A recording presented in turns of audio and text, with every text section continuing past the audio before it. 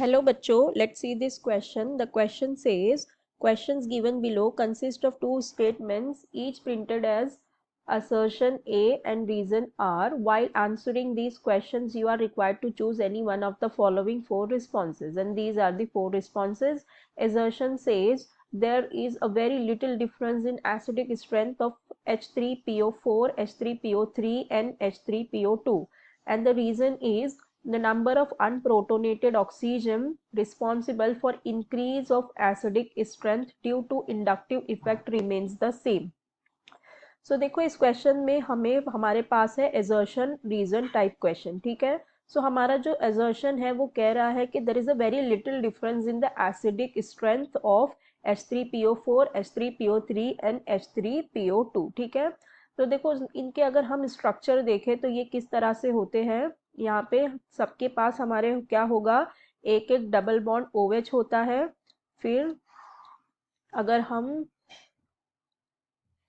H3PO4 की बात करें, ठीक है, ये हो जाएगा हमारा H3PO4.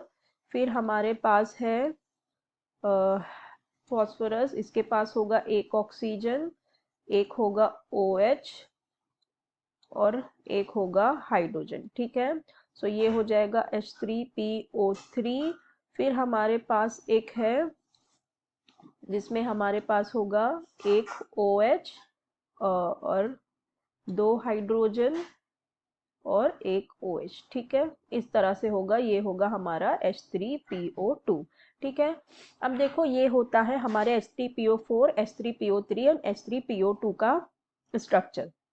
अब देखो जो ये हमारा तीनों एसिड है, इनका जो एसिडिक स्ट्रेंथ होता है, इनके बीच में बहुत ही लिटिल डिफरेंस होता है, ठीक है. ये जो असर्शन दिया हुआ है ये बिल्कुल करेक्ट है. इनकी जो अगर हम एसिडिक स्ट्रेंथ देखेंगे वो बहुत ही सिमिलर होती है, ठीक है. फर्स्टली तो अगर हम देखें तो हमारे पास जो ये H3PO4 है, यहाँ पे 3 OH आयन है, ठीक है. तो ये हमारी हो जाएगी ट्राई बेसिक. यहाँ पे 2 OH है, ये हो जाएगा डाई बेसिक. और ये इसके पास एक OH है तो ये हो जाएगा मोनो बेसिक, ठीक है. अब देखो अब जो ये हाइड्रोजन है, hydrogen in these acids are not all bonded to oxygen, ठीक है.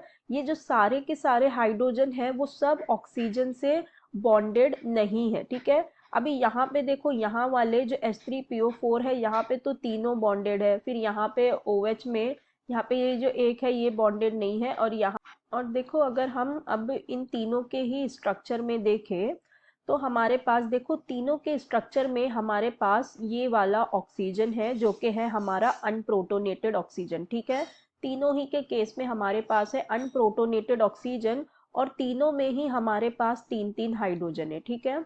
हमारे पास हाइड्रोजन भी 3-3 है जो क्या कर सकता है, वो H+ आयन को डोनेट कर सकता है. तो H+ आयन भी जो है उसके वो सेम नंबर के ही है. और हमारे पास खाली डिफरेंस क्या है, ये वाले जो ऑक्सीजन जो हाइड्रोजन से अटैच हुए हैं इनमें डिफरेंस है, ठीक है.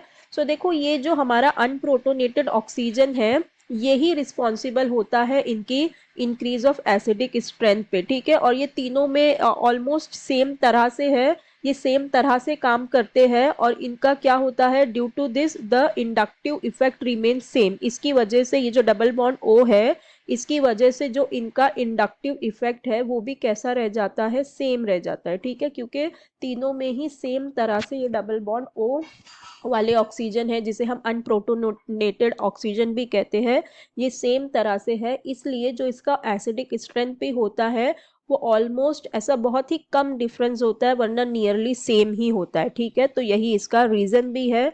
तो ये जो इसका रीजन है ये भी बिल्कुल करेक्ट है.